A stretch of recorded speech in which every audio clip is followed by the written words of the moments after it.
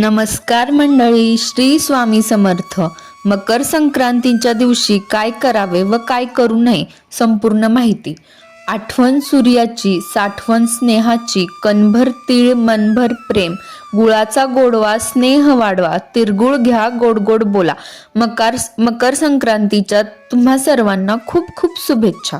मकर संक्रांत हा सौभाग्यवती स्त्रियांसाठी खूप खास सण मानला जातो, कारण प्रत्येक स्त्रियांना छानसे तयार व्हायला खूप आवडतं. त्यामुळे मकर संक्रांतीचा दिवस स्त्रियांसाठी खूप महत्त्वाचा सण आहे. आज मी तुम्हाला मकर संक्रांती कशावर आली आहे व सौभाग्यवती स्त्रियांनी या दिवशी कोणत्या रंगाची साडी नेसावी, त्याचबरोबर कोणत्या रंगाची साडी चुकूनही नेसू नये, शिवाय संक्रांतीसाठी कोणते शुभ रंग आहेत, बांगड्या भरताना कोणत्या रंगाच्या बांगड्या अजिबात भरवू नयेत आणि कोणत्या प्रकारच्या बांगड्या घालाव्यात, बोरनान, किंक्रांत म्हणजे काय, अशी बरीच माहिती मी तुम्हाला आजच्या व्हिडिओतून देणार आहे. त्याआधी चॅनेलवर नवीन असाल तर आपल्या या चॅनेलला सबस्क्राईब करा व बेल आयकॉनवर क्लिक करा. मकर संक्रांत 2026 ही 14 जानेवारीला बुधवारी आहे. पौष महिन्यात जेव्हा सूर्य मकर राशीत प्रवेश करतो, या दिवसापासून सूर्याचे उत्तरायण सुरू होते. म्हणजे सूर्य हा पूर्वेलाच उगवतो, पण तो उत्तरेकडे थोडासा झुकलेला असतो आणि संक्रांतीपासूनच वातावरणातील थंडीही हळूहळू कमी होत जाते आणि संक्रांतीपासूनच दिवस हा हळूहळू मोठा होत जातो. मकर संक्रांतीला स्नान, दान, धर्म, देवांचे दर्शन, तप याला विशेष महत्त्व दिले जाते. या दिवशी पवित्र नद्यांमध्ये स्नान करणं खूप पुण्यकारक मानलं जातं. संक्रांत जवळ आली की प्रत्येकाची चर्चा असते की यंदा संक्रांत कशावर आली आहे, तर चला मग तर बघूयात. यंदा मकर संक्रांतीचा जो काही पुण्यकाळ आहे, बुधवार 14 जानेवारी 2026 ला दुपारी ठीक 3:06 सूर्य हा मकर राशीत प्रवेश करणार आहे. तर संक्रांतीचा पुण्यकाळ हा 3:06 ते सूर्यास्तापर्यंत आहे, म्हणजे 6:20 असणार आहे. आणि हा 3:06 ते 6:20 पुण्यकाळ मानला जातो. याच कालावधीमध्ये तुम्ही दान, धर्म, कर्म करू शकता. हिंदू धर्मात संक्रांत ही एक देवता मानली जाते असून प्रतिवर्षी ती येताना वेगवेगळ्या वाहनावर बसून येते. यावर्षी मकर संक्रांत वाघावर बसून येईल, म्हणजे मकर संक्रांतीचे वाहन वाघ आणि उपवाहन घोडा असेल. तिने पिवळ्या रंगाचे वस्त्र परिधान केलेले असून हातामध्ये गदा घेतलेली आहे. तिने केशराचा तिलक लावलेला असून वयाने ती कुमारी आहे व बसलेल्या अवस्थेत असून तिचे वासा करता जाईचे फूल तसेच ती पायस खीर भक्षण करत आहे. सर्पजाती आहे. भूषणार्थ मोती धारण केला आहे. वार व नक्षत्र नाव मंदाकिनी असून सामुदाय मुहूर्त 45 आहेत. पूर्वेकडून पश्चिमेस जात आहे व वायव्य दिशेस पाहत आहे. संक्रांतीने ज्या वस्तू परिधान केल्या आहेत त्या वस्तू महाग होतील. संक्रांत जेथून आली आहे त्या लोकांना सुख मिळेल. या दिवशी सूर्याला चंदन मिसळून जल अर्पण केल्याने पदमान वाढतो. तसेच संक्रांतीच्या दिवशी दात घासणे वर्ज्य आहे. तामसिक भोजन करणे, अभद्र बोलणे, झाडे तोडणे व कोणत्याही प्रकारची नशा करणे वर्ज्य आहे. तसेच या दिवशी मोठ्यांचा अपमान होईल अशी कार्य आपल्याला चुकून देखील करायची नाहीत. या दिवशी आपल्या घरामध्ये चुकून देखील मांसाहार बनता कामा नये. आता बघा, संक्रांतीला स्त्रियांना प्रश्न पडलेला असतो की या दिवशी कोणत्या रंगाची साडी नेसावी किंवा कोणत्या रंगाची साडी नेसू नये. तर आपल्या धर्मामध्ये प्रत्येक रंगाचं एक वेगवेगळं महत्त्व आहे. अनन्यसाधारण असं महत्त्व आहे, कारण प्रत्येक रंग तुम्हाला एक वेगळी ऊर्जा प्रदान करतो. काही रंग सकारात्मक, शुभदायी लहरी प्रदान करतात, तर काही रंग अशुभ मानले जातात, नकारात्मकतेचे प्रतीक मानले जातात. पण आपल्या हिंदू धर्मात काही 4-5 रंग आहेत, ते खूप शुभ मानले आहेत. प्रत्येक कार्यासाठी किंवा देव कार्यासाठी हे रंग वापरले जातात. त्यामध्ये पहिला रंग आहे तो म्हणजे हिरवा. हा सौभाग्याचं प्रतीक मानला जातो, कारण बघा, नवरी लग्नामध्ये हिरव्या रंगाचा चुडा भरते किंवा महिला लग्न झाल्यावर हिरव्या रंगाच्या बांगड्या हातात घालतात, कारण त्यामुळे त्यांच्या पतीचं आयुष्य वाढतं आणि धर्मशास्त्र सांगतं. त्याबरोबरच शास्त्रातही हिरव्या रंगाला खूप महत्त्व आहे. आपण देवीची ओटी भरताना सुद्धा हिरव्या रंगाचा ब्लाउज पीस किंवा हिरव्या रंगाची साडी घेतो. त्यावरूनच हिरवा रंग हा देवीला किती प्रिय आहे ते आपल्याला समजते. त्यामुळे जर शक्य झालं तर तुम्ही किंवा तुमच्याकडे असेल तर हिरव्या रंगाची साडी अवश्य आवर्जून सांगते की मी नेसा. पण हिरव्या रंगाची साडी नसेल तर आपल्या हिंदू शास्त्रामध्ये लाल रंग हा सुद्धा खूप पवित्र शुद्ध मानला जातो. तुम्हाला रोज देवतांची पूजा करताना किंवा कोणतीही पूजा मांडताना आपण पाटावरती लाल रंगाचे वस्त्र अंथरतो टाकतो, कारण लाल रंग हा सर्व देवतांना खूप प्रिय आहे. माता लक्ष्मीला तर हा अत्यंत प्रिय रंग आहे. हा रंग सौभाग्याचं उमंग, ध्येय आणि नवीन जीवनाचे प्रतीक मानले जाते. त्याचबरोबर आपल्या सौभाग्यातील एक सर्वात महत्त्वाची गोष्ट म्हणजे ते कुंकू. त्याचा कलरही लालच असतो, कारण ही सौभाग्यातील सगळ्यात महत्त्वाची गोष्ट आहे. म्हणजे हळदी कुंकू, त्यामधील कुंकवाचा रंग हा लाल असतो. त्यामुळे लाल रंगाचे महत्त्व हे अनन्यसाधारण आहे आपल्या शास्त्रामध्ये. त्यामुळे शक्य असेल तर तुम्ही मकर संक्रांतीला हिरवी किंवा लालही साडी नेसू शकता. पुढचा कलर आहे केशरी. केशरी रंगाची साडी सुद्धा नेसू शकता. हा केशरी रंग त्याग, ज्ञान, शुद्धता आणि सेवेचे प्रतीक आहे. छत्रपती शिवाजी महाराजांच्या सेनेचा ध्वज, रामकृष्ण आणि अर्जुन यांच्या रथाचे ध्वज केशरी रंगाचे होते. कारण की केशरी रंग हा शौर्य, बलिदान आणि वीरता यांचे प्रतीक मानला जातो. तसेच केशरी रंग हा दैवी शक्तीचे प्रतिनिधित्व करतो. या रंगातून एक सकारात्मक ऊर्जा प्रवाहित होते. त्यामुळे तुम्ही केशरी रंगाची साडी जरी घातली तरी तुम्हाला सुद्धा एक नवीन प्रकारची ऊर्जा मिळते.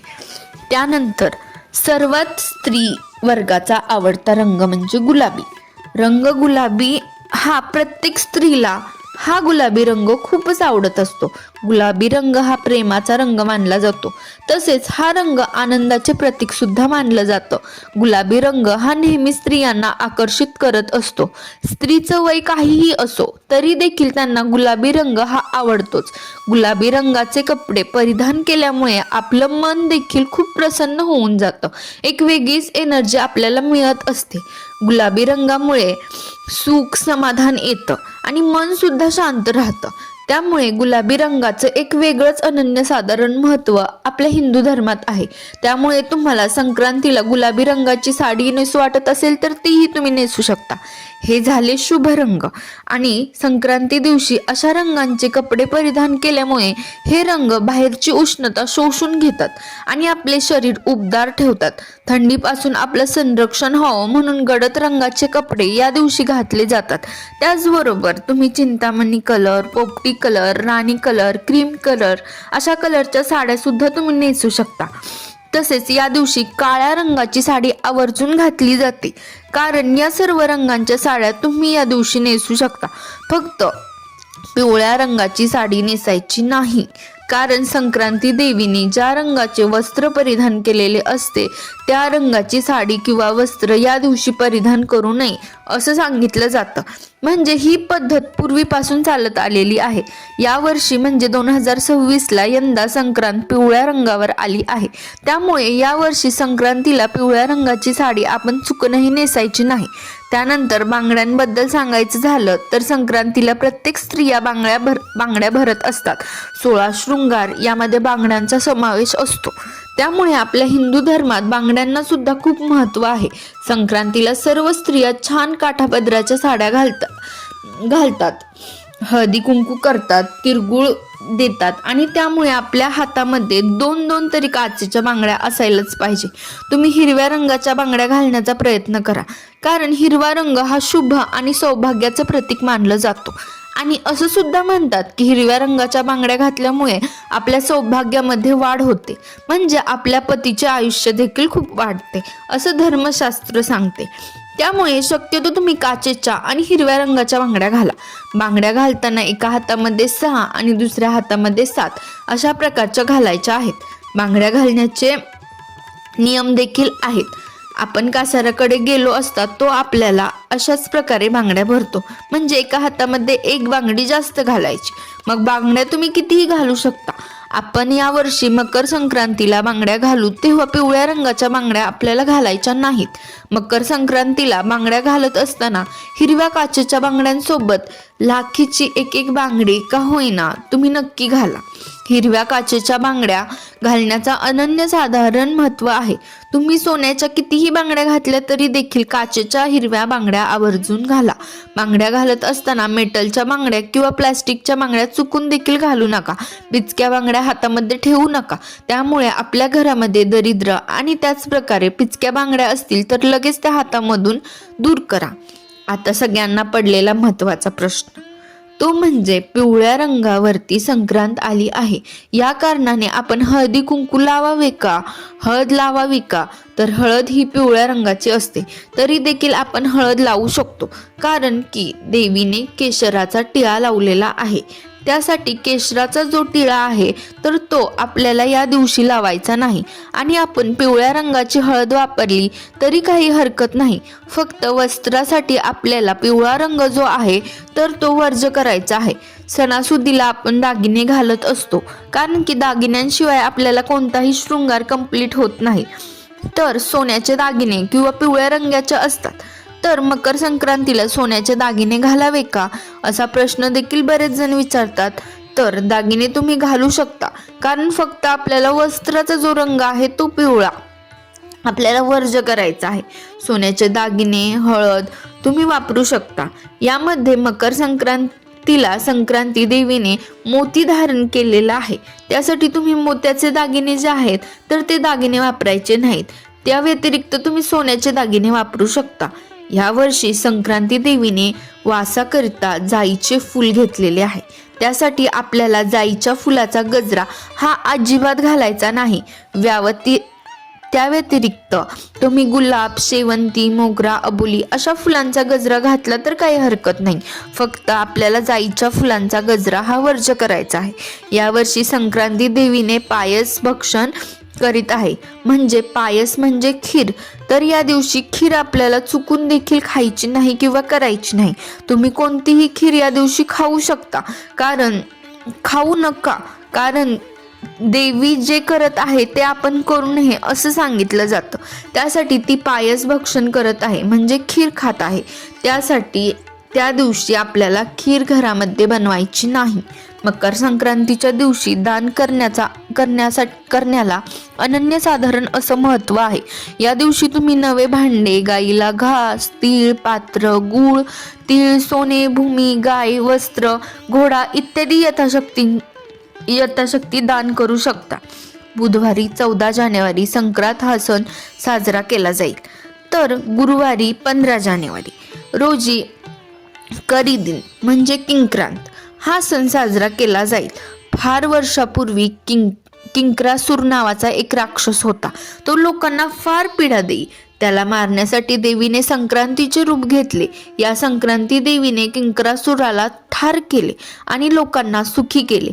संक्रांती देवीने मकर संक्रांतीच्या दुसऱ्या दिवशी किंक्रासूर नावाच्या राक्षसाला ठार मारले आणि त्याच्या जाचातून प्रजेला मुक्त केले. म्हणून हा दिवस किंक्रांत म्हणून साजरा केला जातो. पंचांगामध्ये हा सण करी दिन म्हणून देखील ओळखला जातो. हा दिवस शुभ कार्याला घेतला जात नाही. या दिवशी कोणतेही शुभ कार्य केले जात नाही. किंक्रांतीच्या दिवशी स्त्रिया कुंकू समारंभ साजरा करतात. या दिवशी स्त्रियांनी शेणात हात घालू नये असे देखील सांगितलं जातं. केर कचरा काढण्यापूर्वी वेणी घालावी असे देखील सांगितलं जातं. तसेच या दिवशी केस देखील धुतले जात नाहीत. तसेच दुपारी हळदी कुंकू करतात. अशा काही प्रथा देखील किंक्रांतीला महाराष्ट्रामध्ये पाळल्या जातात. तसेच या दिवशी बेसनाचे गिरडे करून खाण्याचे देखील प्रथा आहे. किंक्रांतीच्या दिवशी चांगल्या कामाची सुरुवात करू नये, लांबचा प्रवास करू नये, देवीची पूजा करू नये. बघा, या दिवशी देवीची पूजा करून गोडाचा किंवा गुळाचा नैवेद्य अर्पण करावा. घरामध्ये वादविवाद करू नयेत. मन शांत ठेवावे. शांत चित्त ठेवून सर्वांची आदराने वागावी. कुलदेवता व कुलदेवीचे सर्व देवतांचे पूजन तसेच नामस्मरण करावे, नामजप करावा. ही काही कामे किंक्रांतीच्या दिवशी करावीत किंवा काही कामे वर्ज्य करावीत. या दिवशी लांबचा प्रवास करू नये. तसेच या दिवशी शुभ कार्य देखील केले जात नाही. मकर संक्रांतीपासून ते रथसप्तमीपर्यंत हळदी कुंकू साजरं केलं जातं. प्रत्येक घरात बाळ जन्माला आल्यानंतर येणाऱ्या पहिल्या संक्रांतीला खूप महत्त्व असतं. या दिवशी लहान मुलांना बोरनान घातले जाते. परंपरेनुसार ज्या पद्धतीने नवविवाहितेला हलव्याचे दागिने घालून सजवतात, त्याचप्रमाणे लहान मुलांना सुद्धा काळे कपडे किंवा हलव्याचे दागिने घातले जातात. हा लहान मुलांचा कौतुक सोहळा असतो. बाळाचा जन्म झाल्यानंतर पहिल्या संक्रांतीला बोरनान घातलं जातं. या शिशुसंस्काराची व्याख्या म्हणजे लहान मुलांना उत्तम आरोग्य लाभावे म्हणून बोरनान घालण्याची पारंपरिक पद्धत आहे. बोरनानासाठी कोणत्याही मुहूर्ताची गरज भासत नाही. बाळ अगदी लहान असल्यापासून ते 1 ते 3 वर्षापर्यंत बोरनान करता येतं. काही ठिकाणी 5 वर्षापर्यंत देखील बोरनान घालण्याची पद्धत आहे. या कार्यक्रमात बाळाला घालण्यासाठी काळ्या रंगाचा ड्रेस निवडावा. हलव्याचे दागिने घालावेत. त्या दागिन्यांमध्ये तिळाचा वापर हा केलेला असावा. तुम्ही घरी सुद्धा हे दागिने बनवू शकता. तसेच लुटण्यासाठी मुरमुरे, बत्ताशे, बोरे, करवंद, तिरगुळ, फुटाणे, उसाचे तुकडे, हरभरा आणावा. सध्या लोक त्यामध्ये बिस्किट, चॉकलेटचा देखील समावेश करतात. या कार्यक्रमासाठी नातेवाईक तसेच शेजापाजाऱ्यांना बोलवावे. खाली स्वच्छ आसन पसरून त्यावरती तांदळाची किंवा गव्हाची रांगोळी काढून त्यावर पाट ठेवावा. बाळाला त्यावर बसवून ओवाळावे. मग बाळाच्या डोक्यावरून सर्व पदार्थ हळूवारपणे ओतावे. इतर मुलांना ते लुटायला सांगावे. बोरनान का करायचं याच्या संदर्भात अशी आख्यायिका आहे की करी नावाचा एक राक्षस होता. त्या करी राक्षसाची वाईट दृष्टी व वाईट विचार मुलांवरती पडू नये त्यासाठी सर्वात आधी हे कृष्णावरती केलं होतं. नंतर ही प्रथा पडली आणि तेव्हापासून बोरनान केलं जातं. लहान मुले हे कृष्णाच्या रूपात असतात आणि त्यांच्यावरती करी राक्षसाची वाईट दृष्टी पडू नये असं म्हणून लहान मुलांवरती बोरनान केलं जातं. तसेच शास्त्रामध्ये बघितलं तर या कालावधीत वातावरणात अनेक बदल होत असतात. लहान मुलांना या बदलाची ऋतूची बाधा होऊ नये म्हणून या काळात मिळणारी फळे मुलांना खायला घातली जातात. त्यांना मजा यावी म्हणून अशी फळे वेचून खाण्याची पद्धत आहे. संधी त्यांना दिली जाते. संक्रांतीच्या दिवसापासून रथसप्तमीपर्यंत आपल्या सोयीप्रमाणे कोणत्याही दिवशी बोरनान करता येतं. आजच्या व्हिडिओमध्ये मकर संक्रांतीच्या सणाविषयी संपूर्ण माहिती देण्याचा मी प्रयत्न केलेला आहे. व्हिडिओ आवडला असेल तर जास्तीत जास्त लोकांना नक्की शेअर करा. चॅनेलवर नवीन असाल तर एक सबस्क्राईब करा आणि व्हिडिओ शेवटपर्यंत बघितल्याबद्दल मी तुमची खूप खूप आभारी आहे. धन्यवाद. श्री स्वामी समर्थ. रामकृष्ण हरी. श्री स्वामी समर्थ.